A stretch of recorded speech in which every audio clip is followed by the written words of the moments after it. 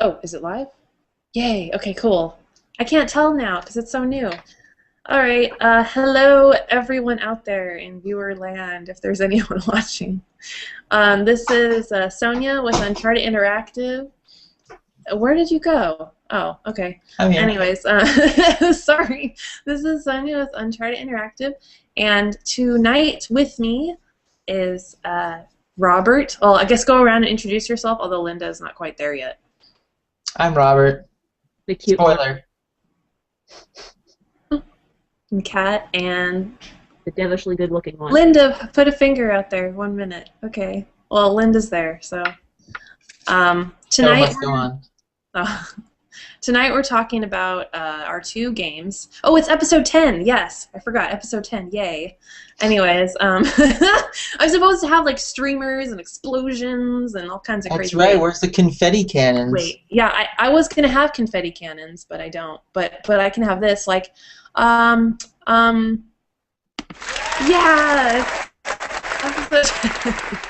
That's so lame. Anyways, so we're doing a Candy Crush Saga and Defenders of Texel. So I guess we'll start. Linda should be here. Robert.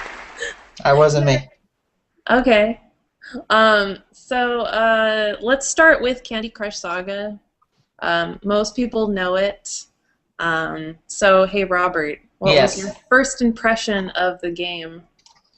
Of Candy Crush? Mm-hmm. Great. Now I can't get this hat off my head. You just have to take off all effects. Aha. Here we go. All right. That's what I get. My first impression of Candy Crush was, oh wow, this is a Bejeweled ripoff. Oh.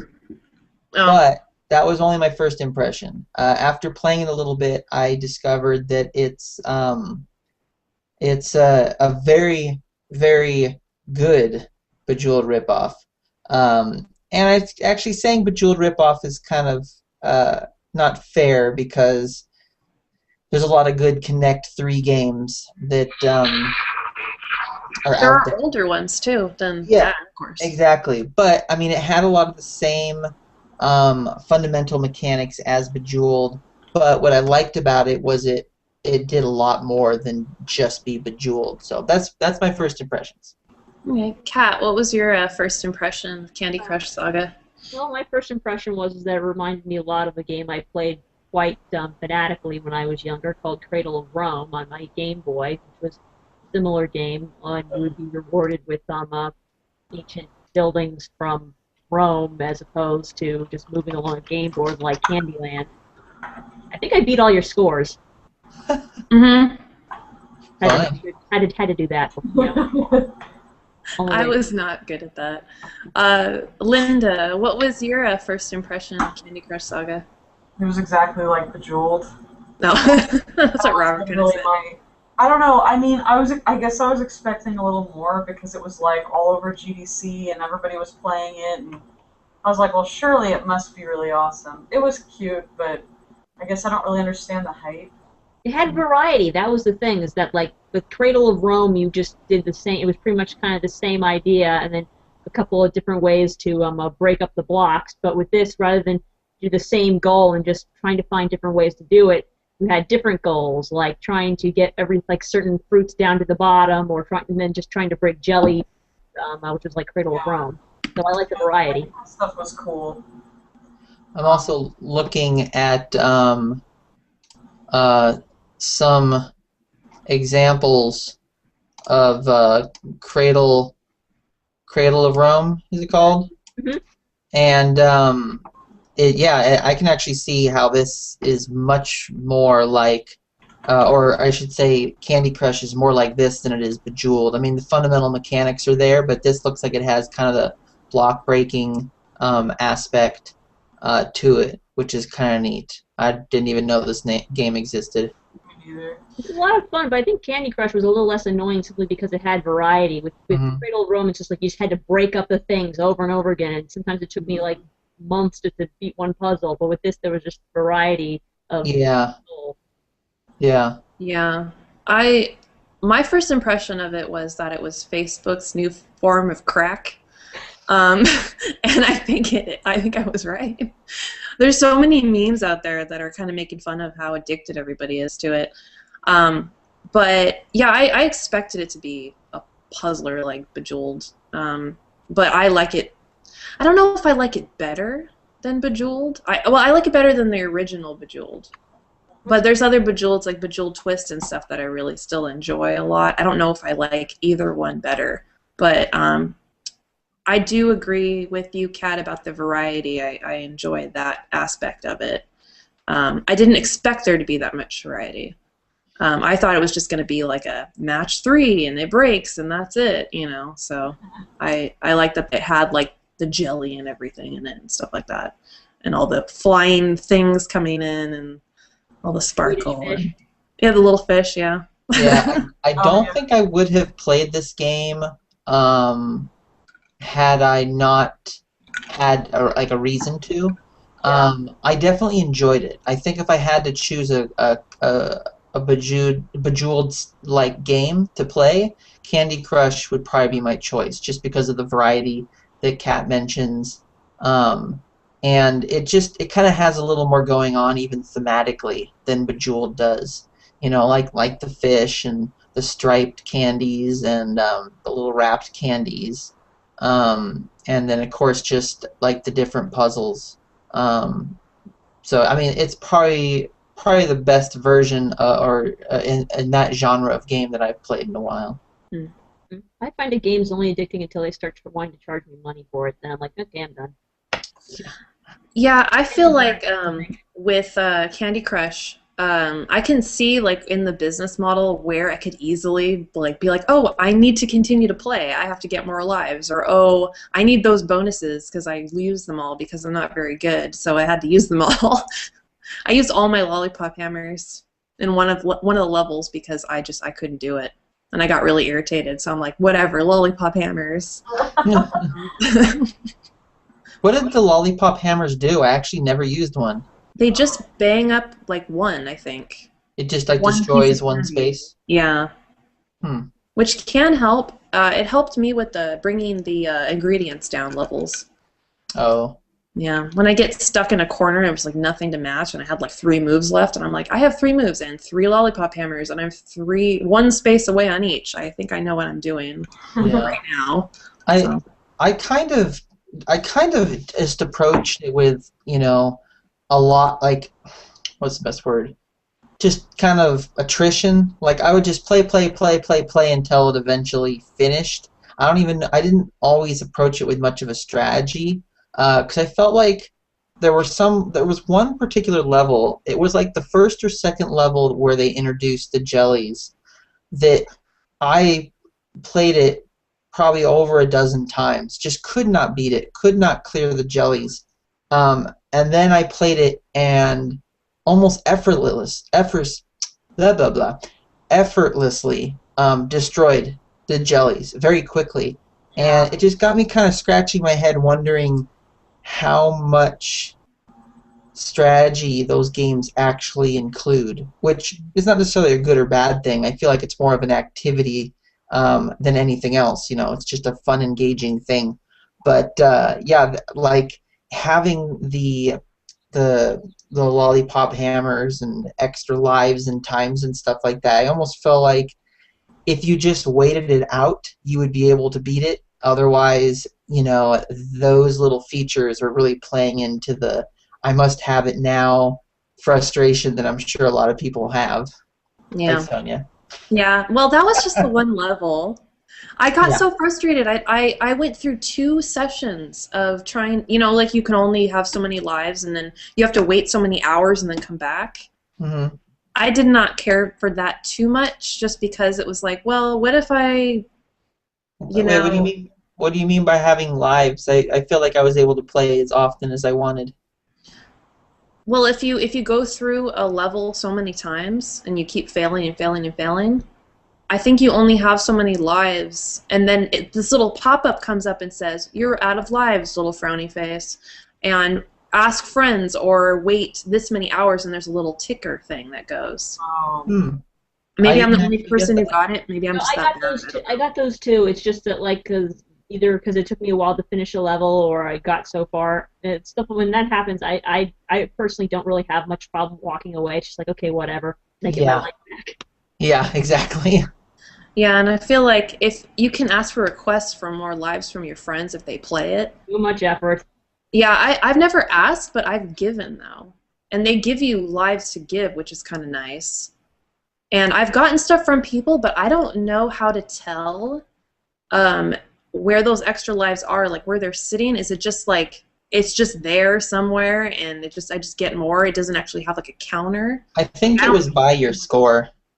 Like Uh, next to the same icon that indicates how many lollipop hammers you have. I think there's um, extra lives there. Unless that was just like the no, extra. that was the thing that you could purchase. That Oh. was the bonus, the little button that you click to get it.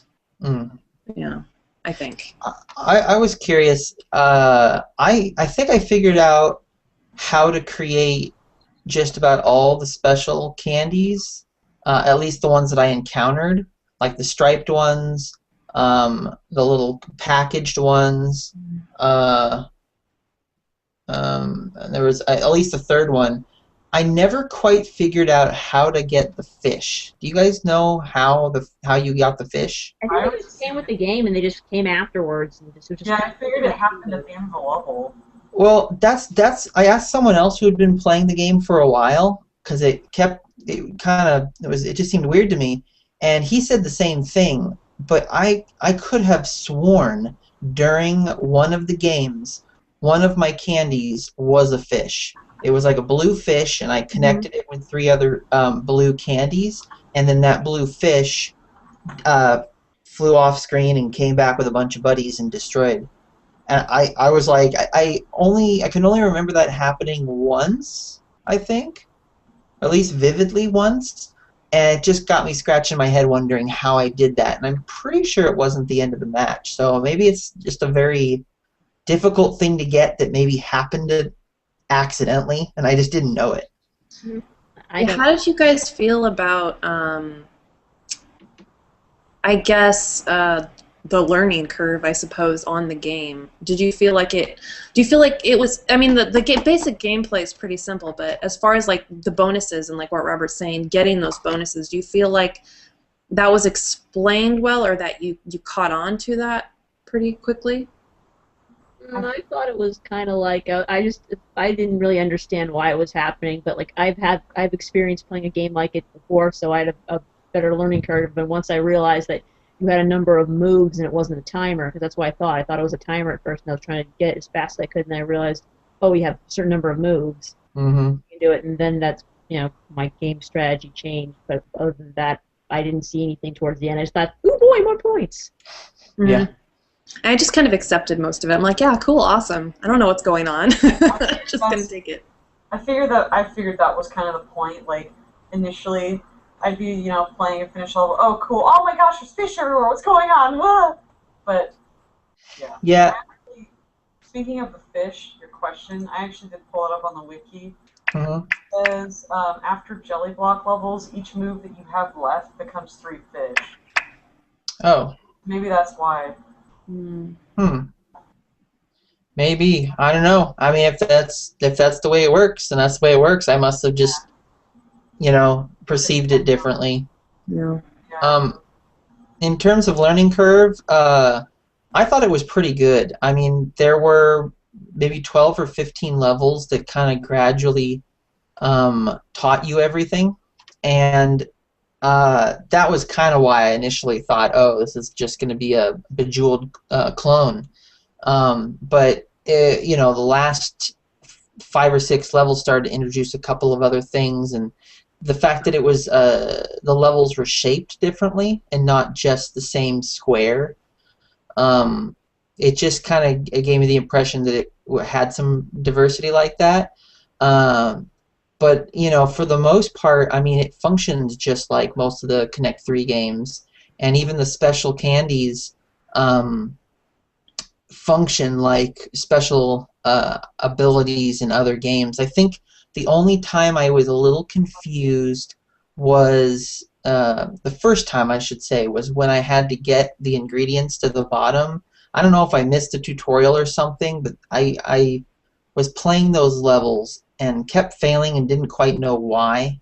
And then I saw the little special ingredients and thought, oh, I wonder what that is. And then I think after I came back, it kind of gave me the tutorial again, or gave me some note, and I was like, oh, I get it.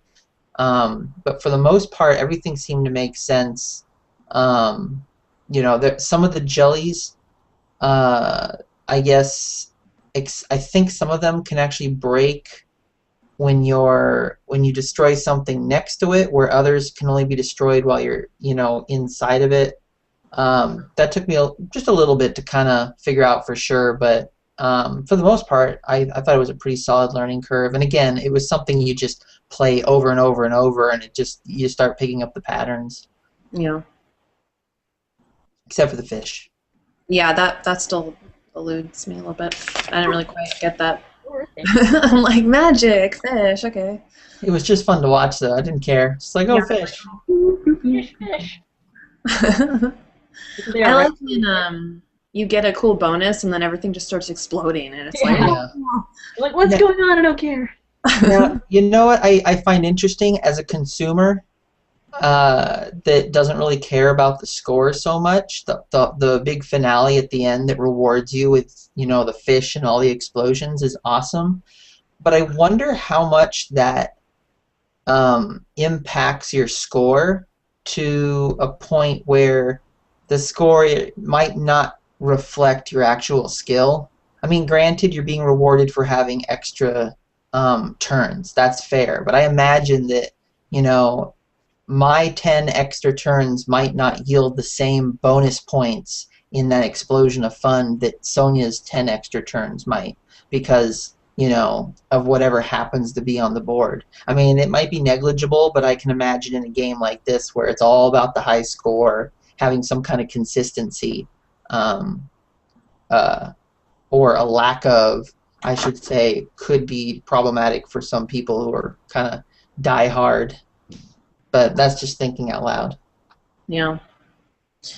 You know what? Just as kind of like a side comment, I think is really interesting about these games that are coming up on Facebook is that even though Candy Crush seems kind of like cutesy and girly, that it really does appeal to so many people because it's competitive. And with those points, even if you care or not care, there are those diehard people who do. And somebody like your brother Steve would be like, yes, I have to beat everyone at this game, even though it's like all like sparkles and candy and happy music, and I really like that competitiveness brings in this bigger audience to it. Yeah.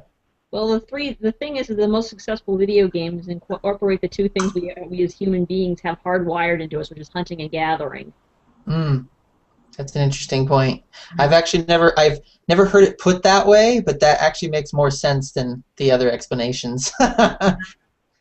That's an interesting thought, hunting and gathering, because that's part of our fundamental survival, and we kind of yearn to do that. We yearn for candy. Popular games, you hunt and gather.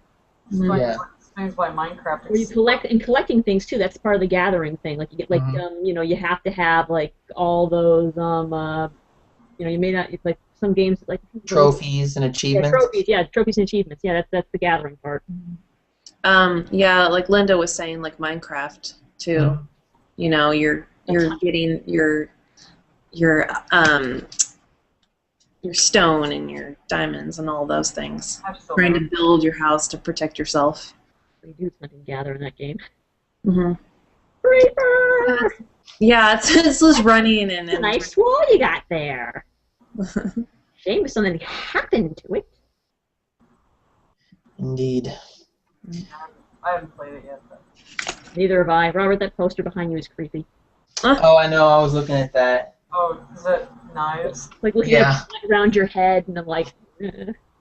That's the Trigun? No. What is it? Yeah, it's Trigun. I should know. I should know by now. I mean. That's a good. So, what did you think about, like kind of like the business model of this game? Linda. I I actually don't know what the business model is. Honestly, like, I definitely didn't play this game as much as I played Defender of Texel, Mm. but I tried to play it a little bit because I was like, oh, I need to play that one. But I don't know. I guess part of me still doesn't really understand why it is so huge. Yeah. I'm not really the best person to ask. I'm sure its popularity has a lot to do with the fact that it's a game that a lot of people have already been addicted to, and it's got some new flavor and some new qualities that just kind of revitalize the genre a little bit. But in terms of business model, I didn't really experience a lot of the business model itself because I wasn't going to spend a cent on it. But it seemed like a fairly classic pay for convenience type thing. Hey, to make the game suck less. Yeah, I mean, now that I think about it, I wonder if maybe you're paying for power because those extra turns can be a big deal. But in any case, it seems like the extra turns, the lollipop hammers, and I guess extra lives were probably the three things that I did notice that they kind of push on you. Um, uh, I don't recall anything else in particular. I don't think there was much else to get. Yeah, it was just bonuses, lives, pretty much just bonuses and lives, and extra moves. That was Yeah. another one. It's built as shareware. I mean, like, after you finished a level or when you rolled it up, the first thing it does is ask you, do you want to share this? Do you want to share this? Yeah. And, like, lots of people play it. I mean, like, I was my cousin, his girlfriend, and her mother, they apparently play this and they tweet back to each other, hey, just beat your high score. Yeah. I think it's also because it appeals to a large age group too. Mhm. Yeah. Yeah, that's what's so great about it too, in that respect, that it brings in more people to play the game. I think I feel like when Linda, you're saying like you're not sure. I think really it's just like the next Bejeweled that's on Facebook, and it's just the next competitive thing. And I really just think that's about it. I mean, I think it's just that ability to compare your scores, and it's real flashy, and they push it a lot, and there's constantly things popping up going, play Candy Crush, play with your friends, blah, blah, blah. Yeah. And remember when Bejeweled came out on Facebook, it wasn't anything new, but people were just like, oh, I'm going to eat this up. Mm-hmm. You know, so I think it's just a popular, easily accessible genre, and anytime someone can do a kind of again revitalize it a little bit, I think it's really easy for people to just jump in because hey, they know how to do it. Now let's see what new challenges and themes and things you can mess around with. Right. And that's good. I think that Connect 3 kind of mechanic has evolved in a couple different directions that have been pretty impressive. With like the puzzle quest type games, even Candy Crush has some qualities that kind of prove that the genre still has a lot of opportunity in terms of just mechanics and things like that. And it'd be interesting to see a Connect 3 style game that maybe takes some pretty wild steps and tries something new. Yeah. Not like 3D, but 3D. like just messing around with some different mechanics. I'm actually a little disappointed that more games aren't like a game that I played a lot on the N64, which sounds weird, is Pokemon Puzzle League. It's this puzzle-based game that's pretty much like Bejeweled, except rather than switching blocks that are only gonna make a match, it just switches them, and then you can like set up rows and do combos, and it throws things on your opponent's side of the screen. So it's like a battle game, but Oh, co-op. Yeah, but the thing is that they don't sell as well because when you're in a home console, you either have yourself and the computer to play against or another friend. Probably be spending more time playing against a computer than friends because let's face it, most people usually play this when they should be working. Yeah. Although I do like the idea of the more directly competitive game. I have an idea for a Connect 3 style game that has some kind of, like what Linda's saying, direct kind of multiplayer competitive elements, but it doesn't require the other player to be there present while you're doing That's it. the thing is that the level slowly but surely pushes up like Tetris does. That's how it works, actually. That's an important thing. But I actually have it on my console. Next time you come, I'll let you play it. Every time I've had someone play it that's never heard of it, they've actually really liked it. Hmm. And it's silly because it's Pokemon, and it was a Nintendo of America made game. It wasn't, it wasn't in Japan or anything. So it's just this really like silly Pokemon game, but it's actually really fun. Like I've always wanted more games to be like that, and I think maybe the Street Fighter puzzle fighter game was that way, but I didn't play it a lot, so I don't know. Yeah, those puzzle fighters are fun. I really like that element of combining the puzzle with fighting elements. Kind of like almost like you're playing two different things or having almost two different strategies. Yeah. Well, it's either you're trying to focus on getting combos to attack your opponent, or you're in survival mode and you're like, crap, I need to get rid of these blocks so that I don't die before they, because that's the point is you're trying to get each other's screens full so that they can't save themselves and then you win. Yeah. But, that's the appeal there. I think they need a Facebook to have like Bust a Move on there. Because that's one of my favorite. I haven't played that one, actually. My friends are obsessed with that. I love that game. Or Bubble Bobble. That's another one. But that's totally different kind of. It comes down like the Tetris where you have to make sure it doesn't get all the way to the bottom, but it's not matching. It's just shooting. Well, it is matching, but it's not the same thing. I don't know, whatever. It's matching. You're just doing it a little different. Different way, I guess. Little dinosaurs. Yeah, I know. They're so cute. That's another cute, like, and they could put like cool new music with it too, and do all kinds of stuff. They're little bubble dragons. Mm-hmm. Next present, get her a bubble dragon. Watch it like a month from now. All of a sudden, it's like Bust a Move for Facebook. I'm like, no, that was why I do that. It doesn't really matter. Actually, I'd be happy though, but still, it's like they're watching or something. Wait. You mean people are going to be watching these communications right now? Yes. You want? Ah. No, I do want that. Yes, I want people to watch. So real quick, so we can move on to Defenders of Texel. Did you like it, and would you recommend it to other people to play Candy Crush? Robert.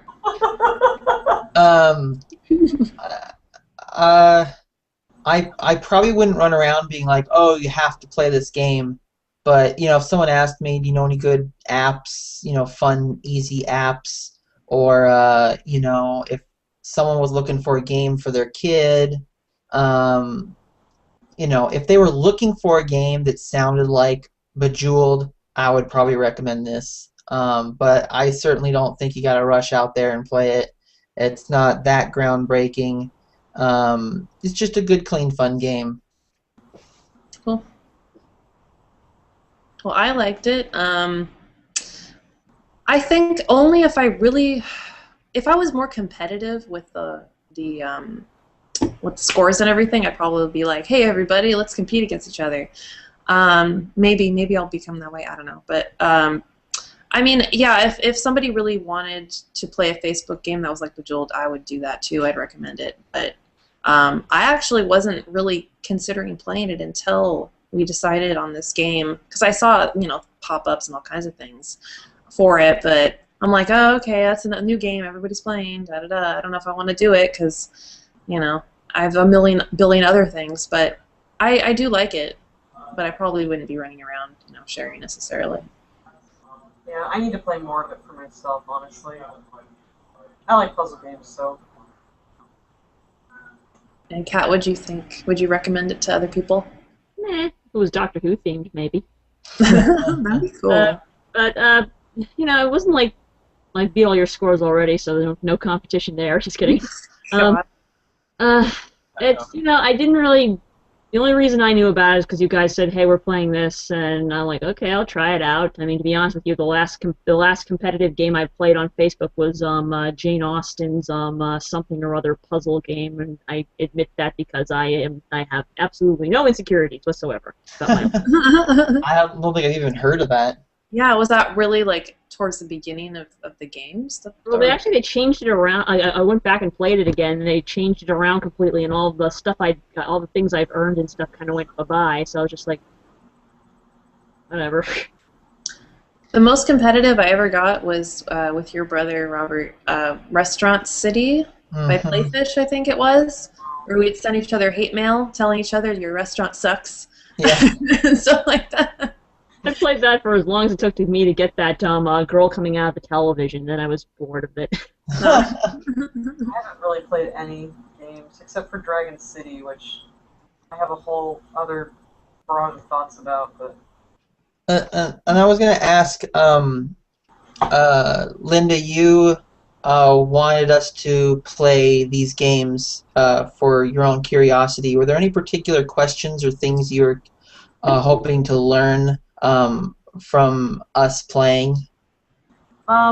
let's see. Back then, I think it was like I felt like I was the only one playing these games because there are always games that require like friends, or they don't require friends, but it makes the game easier. But I Yeah. never have friends to invite because I don't have a lot of people that play mobile games. Mm-hmm. So I guess for me it was mostly like, what is the appeal of them? Do they appeal to a wide audience? Like, obviously for me it was specifically like Defender of Texel and a bunch of other games that are similar to that. Mm-hmm. I'm like, are these games that appeal to me because I like this style of game, or do they appeal to everybody as a whole? Like, is it just the genre or is it the game? Yeah. So yeah, it was just like, I'm curious what kind of games are really successful because I don't know what the correlation is. But Yeah. that's mainly it. Well, Candy Crush is definitely successful, and it definitely has a wide appeal. It does, yeah. I think the appeal for Candy Crush is probably a little more apparent, and probably the answer is like, well, it's kind of like Bejeweled. It's an accessible genre. Understandable, yeah. Defender of Texel is, I think, a very different story. So, Yeah. if you want to transition, Sonia, we can get into Yes, transition to Defender of Texel. Yes. that. Now we will speak of Defender of Texel and what we thought of it and all of its journeys and things. Do you want to ask the questions? Oh, that's okay. I don't know Okay. what your questions are. Well, I guess I usually ask a first impression of the game, Robert. Okay, so my first impression was a lot of confusion. I understood fairly quickly the main mechanic of the 3x3 character thing, and I even understood the importance of that with their special abilities and how overlapping the waves of attacks would increase the speed and timing of the special abilities. So I understood those mechanics fairly quickly. What really bogged me down in my first impressions was everything else going on. All the buttons, all the promotions, all the events, so much stuff was going on, and there seemed to be so many, all these items and all these, things about combining characters, and so much stuff was thrown at me. I kind of rejected a lot of it because I just didn't understand it and didn't even do any of it, or not any of it, but kind of avoided a lot of it for a while just because I was trying to just enjoy the fundamentals. So the first impression was a little just kind of overwhelmed with content, or not so much content, but features. Yeah, that makes sense. What was your first impression, Kat? Well, pretty much the same. It was very confusing off the bat. I was wondering like where does the actual gameplay start? Mm. And well, once I saw the gameplay, it was straightforward. Just crisscross things. Okay, so it's kind of like Final Fantasy. Actually, I had some irritation trying to get it to play on my device first, but that's another story. And I think that like the one of the another things was just how the setup for it, because it's like some buttons I didn't realize you could push them because they looked like they were blacked out. Mm. So design for this wasn't exactly friendly to a new person. I mean, once you kind of stumble across things more than it's obligatory, it's obvious of what you're supposed to do. Mm. And Fusion, I liked that once I figured out how the heck it worked. I was like, oh, okay, put these characters together, and it makes bigger characters. And also, when you just press go, go, go, go, hit a bad guy, go, go, go. There's not really a lot of exploratory fun to it. Yeah. And I said that's it on my first impression. Yeah, I was a little bit confused at first on how everything should work. I just basically went straight for the journey because I figure, okay, this looks pretty simple, and hitting go is pretty simple, and you get characters and stuff like that. And I did it really, piece by piece. I don't know if it was necessarily right the way that I did it, but that was the only way that I could really not totally confuse myself and overwhelm myself with how much stuff there was, because there was just a lot to Promotionals by accident. promotionals. Yeah, I actually would accidentally go into things that I didn't want to go into right away. Like I just want to do the journey, and then all of a sudden it would be like, there's a raid going on. And I'm like, okay, that's cool, but I want to get used to playing the game first before I go into it.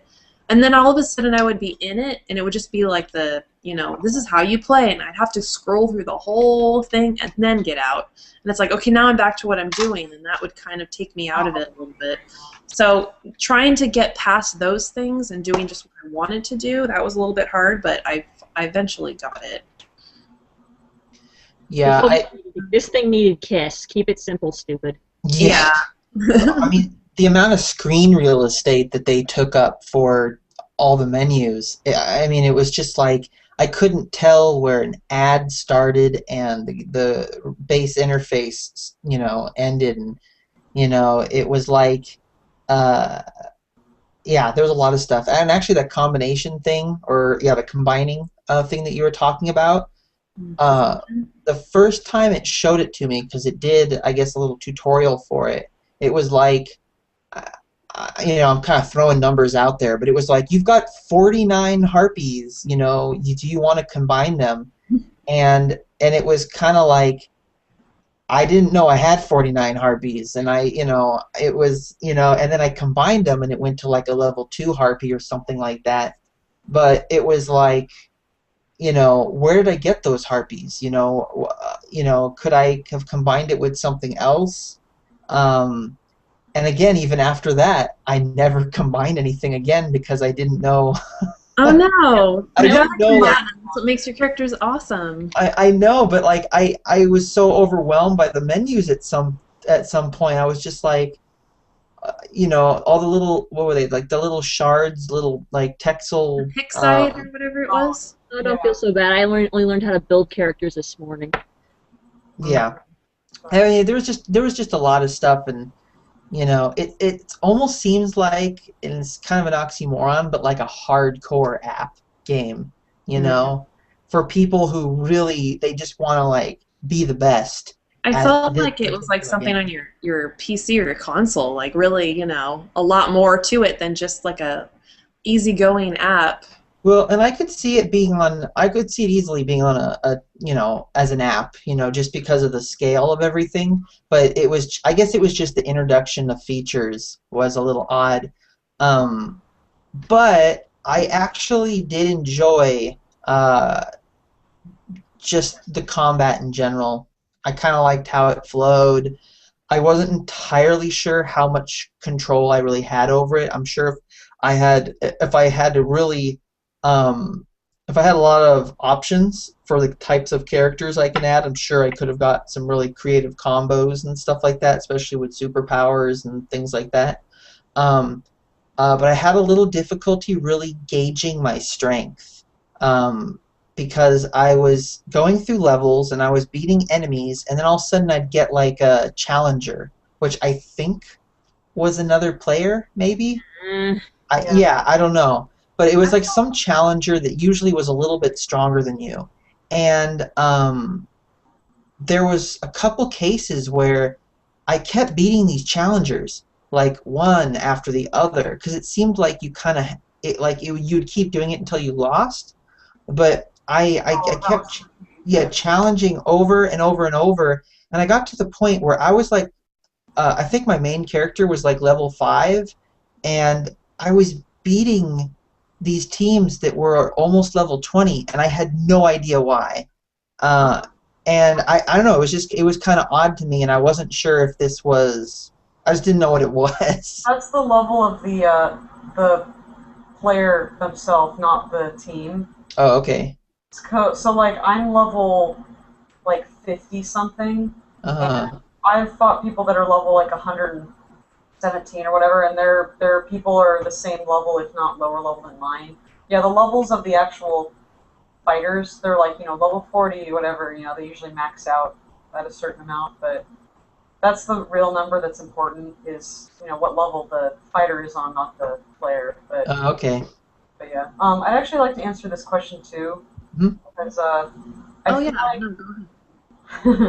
well, forget You've about been playing it longer, so you would yeah, probably so know. my perception was very different because many of these mechanics weren't introduced until about a month ago. The trading Oh, feature wasn't there. People were like begging for it. The uh, the the countdown of the special ability in battle wasn't there.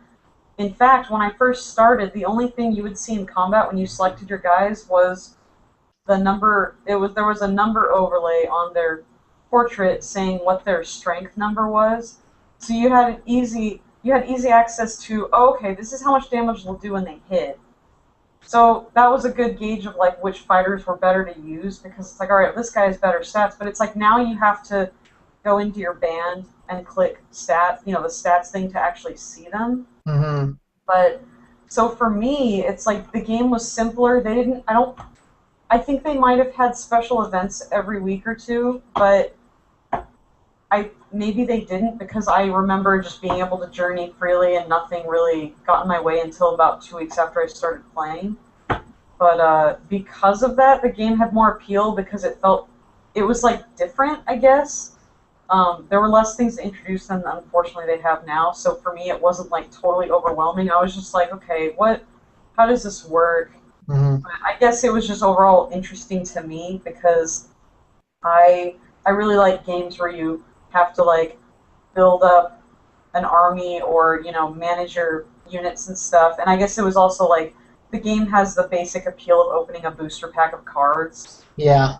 So that's what I like about it. Even now, like I'll just log in every day to get the little item bonuses, and then I'll be like, oh cool, I just got 10 pick site. I'm just gonna see what I get. Bill, Okay, cool, whatever. Yeah, and that was actually the kind of stuff I was looking forward to, and I got a little bit of it. I think I would have enjoyed it more, and even maybe got addicted to it, because I admittedly love that booster pack mechanic. I just I don't do collectible card games anymore because I love it too much. I would waste way too much money. But I love that mechanic, and I like the idea that it's kind of like you're building your own army, like you said. You choose your characters, you kind of customize the characters you have in your group. I loved all that stuff. I think again it was just this kind of overwhelmed by mechanics. It's almost like they Yeah, needed to really space it out so I that you're so it wasn't broken, sorry. but they still fixed it, right? that what? So you're basically saying from when playing it earlier that it wasn't broken, but they fixed it anyway. Uh, oh well, I guess yeah. I was at Linda. Oh okay, yeah. They just added a bunch of features to make the game cooler, but honestly, I realized when I started playing, the only special events they had were the secret dungeons. So it was like a separate part of the game. You could go into the dungeon, into the one you could handle, and play through those levels, or you could just keep playing the main story path. So so for me that was better, but nowadays, yeah, they have like the PvP and the raid boss events like integrated into the gameplay, which is kind of annoying if you don't want to do it because you have to.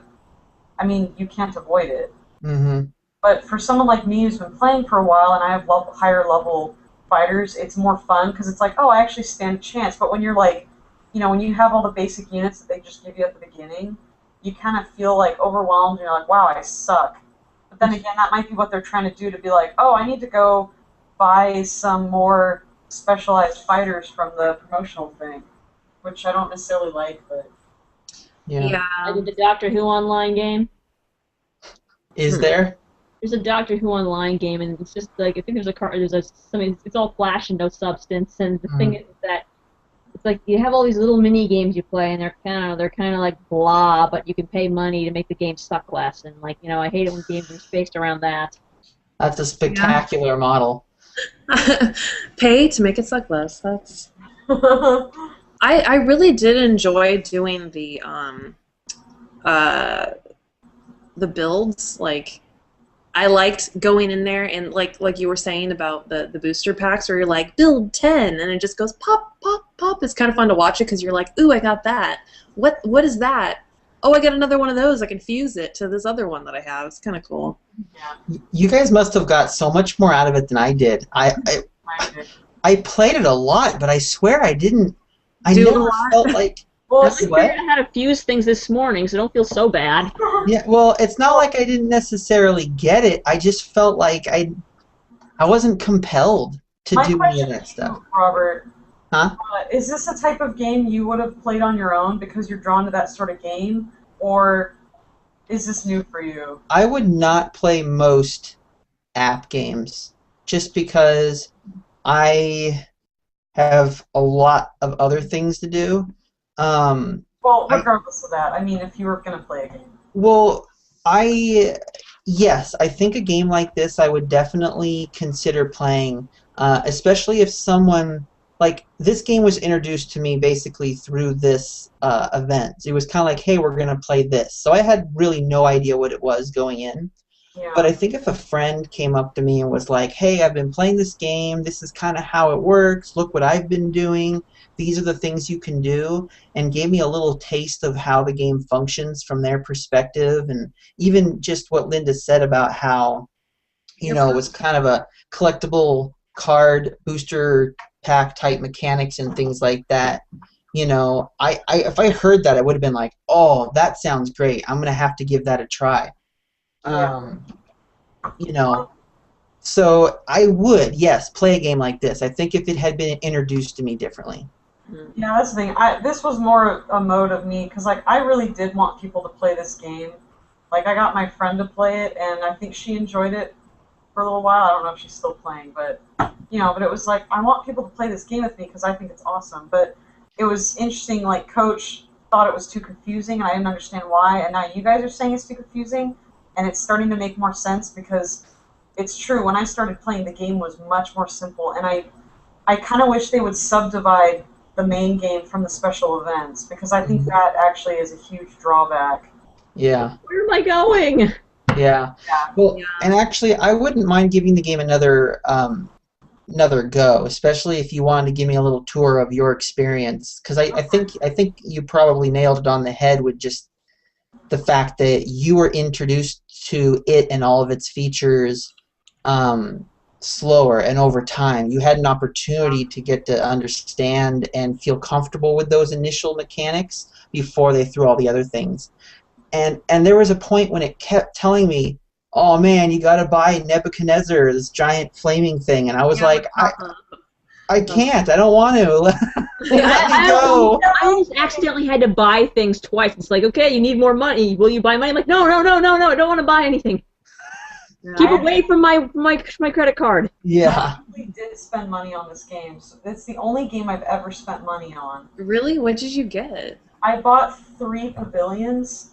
It raises your total fighter count by 10, so basically I kept running into this problem where I'd have a bunch of guys created from PixSite, and then a lot of them would go to my cache because I didn't have enough slots in my fighter list. And by the time actually the other reason too is once you reach, I think, 100 total fighter slots, your auto Seth button becomes accessible, which basically if you click on that, it shows you a list of which ones you can fuse rather than doing it all manually, which I found obnoxious. No. So that's really convenient. It was also the fact that, yeah, my guys would go to the cache, and I'd fuse these 3, and then I'd go get 3 more, fuse those 3, and I'd have like 15 waiting. So it would be this like really tedious process, like, okay, and it's stupid that I even went through all that, because you think you would just be like, screw it, I'm done. But for some reason, I'm like, I really want to keep playing this game. There was a situation actually for, I think, 2 months. Literally for 2 months, I just logged in every day, and I never played because my fighters sucked so much. Because the special events made it like, wow, my guys suck. So I almost don't want to play until I get something better. But if you log in like every 30 days, you get like a better fighter. Okay. It's like you'll get this rare or this epic guy, so then I can throw those guys in there and feel better.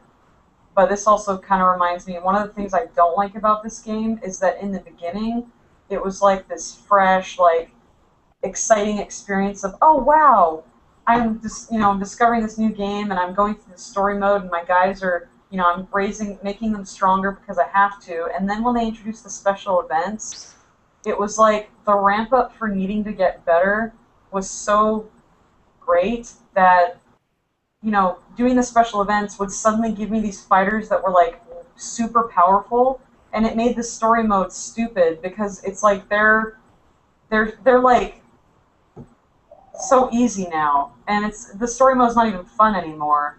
It's all about the special events, so I don't like that. I don't like that they did that. So yeah, and I'm like trying to catch up to a point. Like surely there's a point in the storyline where I get up to a high enough level where the enemies will actually be tough, but they're not, and they haven't been for a long time. Yeah, on the journey, even though I'm new, it's like I can easily get through them. Yeah. I get hurt a little bit, and maybe some of my characters get knocked out or whatever, but it like what Robert was saying, it seems like it's almost too easy. And except when I would encounter some challengers. I would beat a couple, and then there'd just be someone who would, just destroy me. well, they would go up and up and up. Yeah. I just tried to pick the lowest one I could every time so that I knew I had a better chance, but I managed to get to beat them, and you get those achievements. I actually think I have like 11 or 12 or now or something, so that's pretty cool.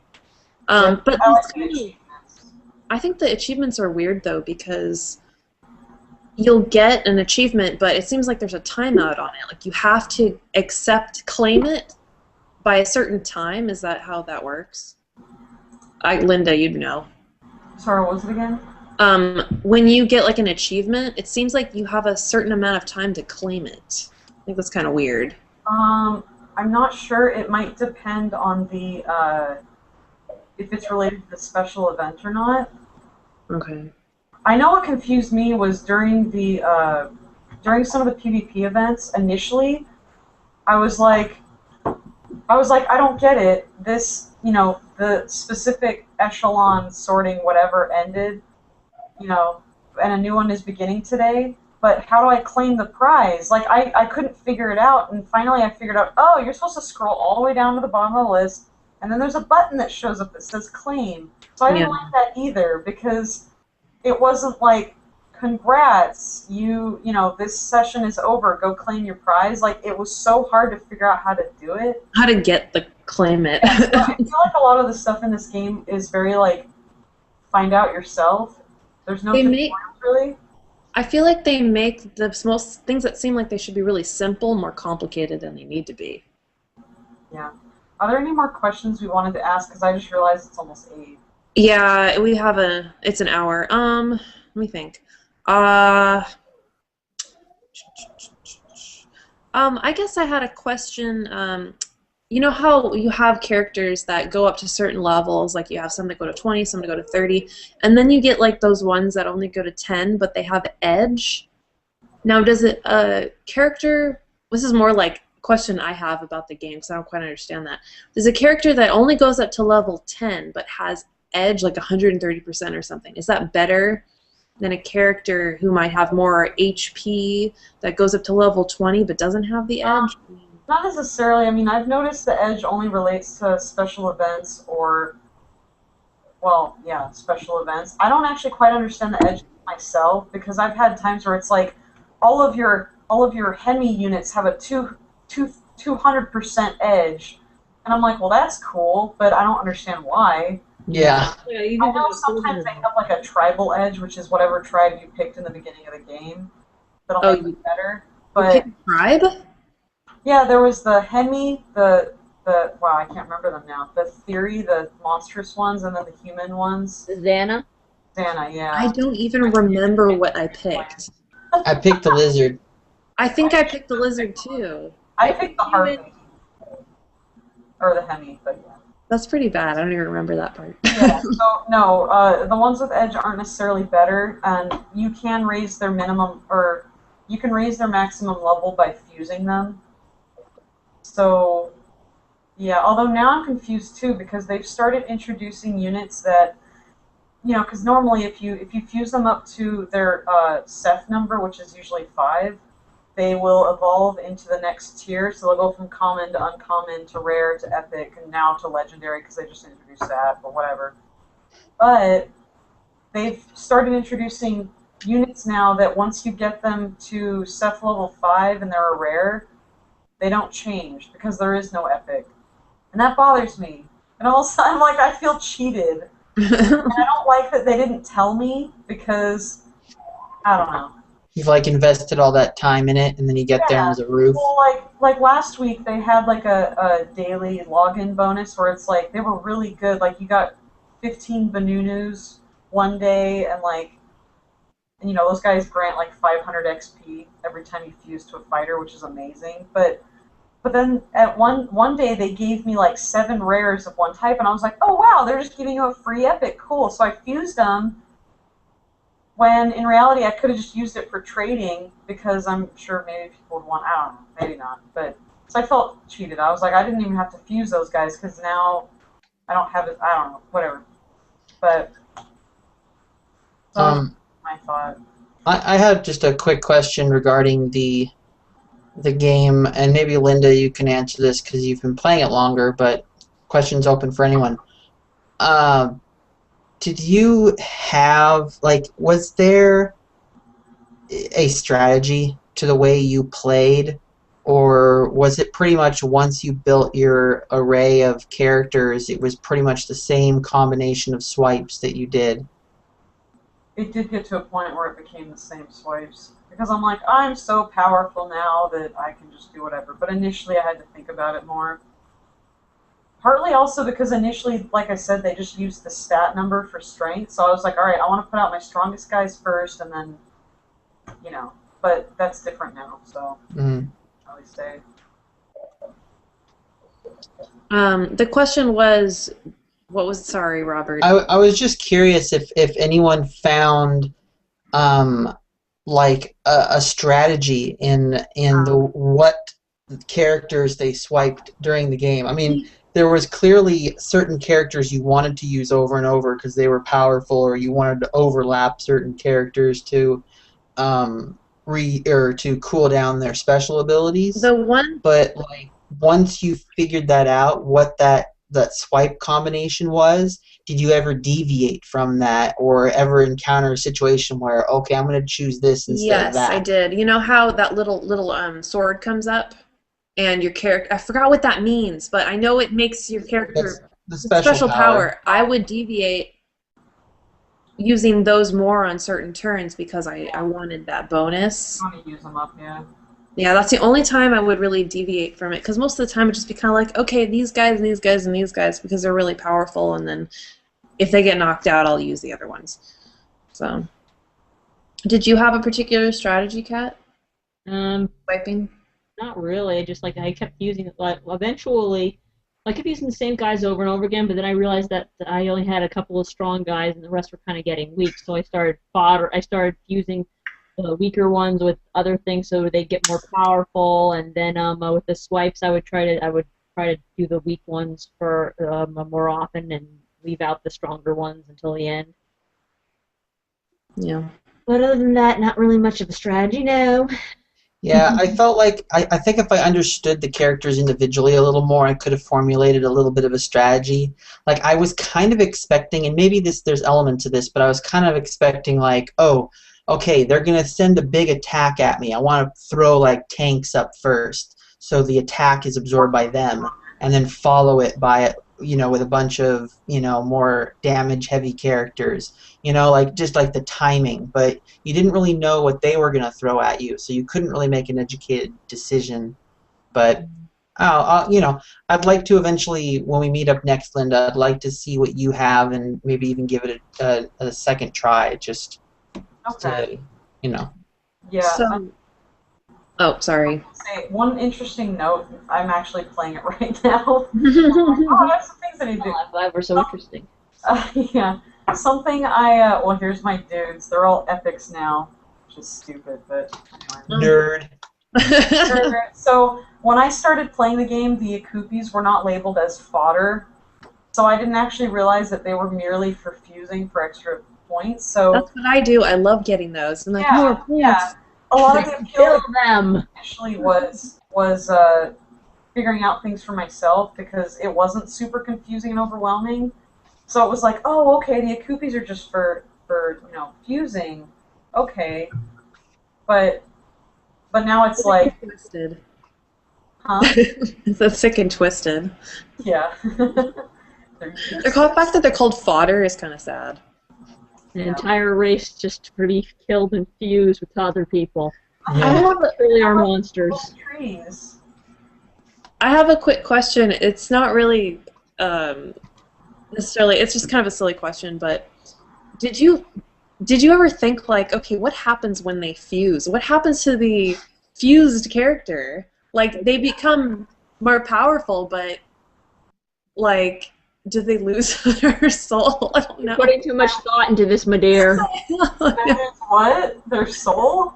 Or like it's kind of like they're almost like they're dying, like they're Yeah, giving what happens life when you force smash for another character? all of them together to create some new entity? Yeah, It's because she's a Digimon fan, that's why. I know.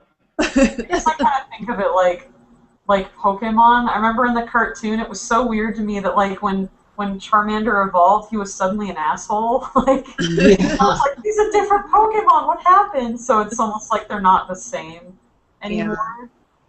And those cute little fodders, they're just like little trees, and they're like, oh no! Yeah, I think when I realized they had one hit point on everything, I was like, okay, there's something going on there. And I don't think you actually can fuse them at all. I think their Seth number is 0. Yeah. Yeah, I don't know. So I don't know. I think about those things. I can honestly say that after talking to you guys about Defender of Texel and what you guys got out of it, which is so much more than I did, I guess I was blind. I think you and Coach are on the same page because he was just like, I tried it and I don't get it. It might have been patience. I don't think I think I'm capable of understanding it. It might have been patience or just the introduction. But I can say after talking with you guys about it, I definitely want to give it another try.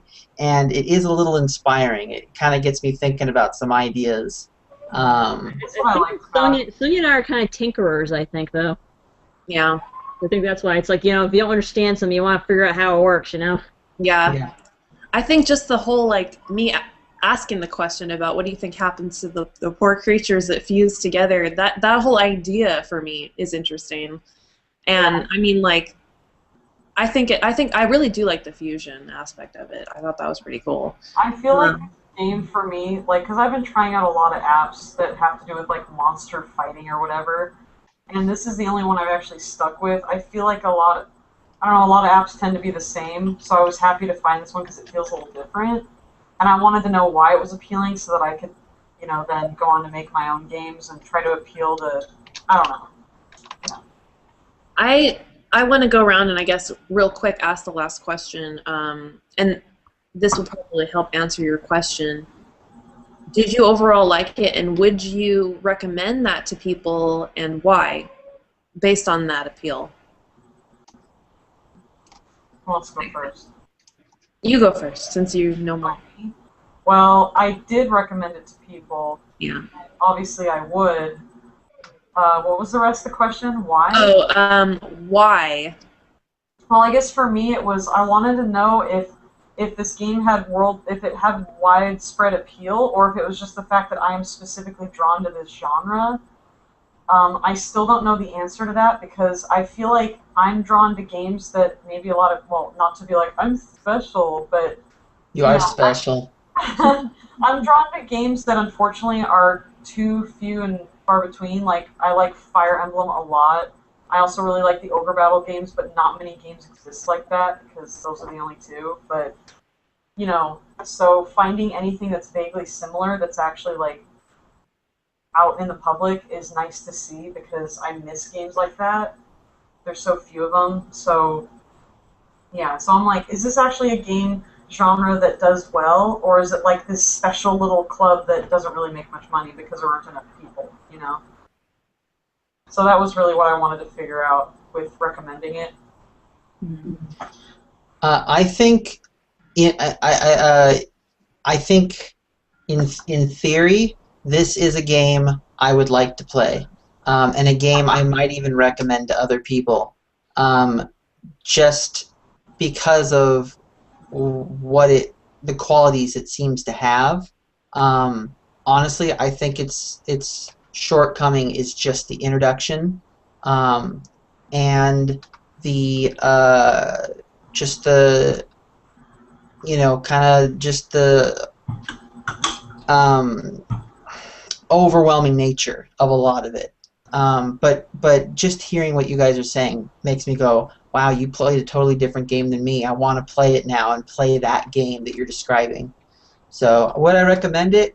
I think after I give it a second try and have a better understanding of it, I think I probably would, assuming they don't clutter it up more. What do you think, Kat? I'm afraid to say what I think. Go ahead.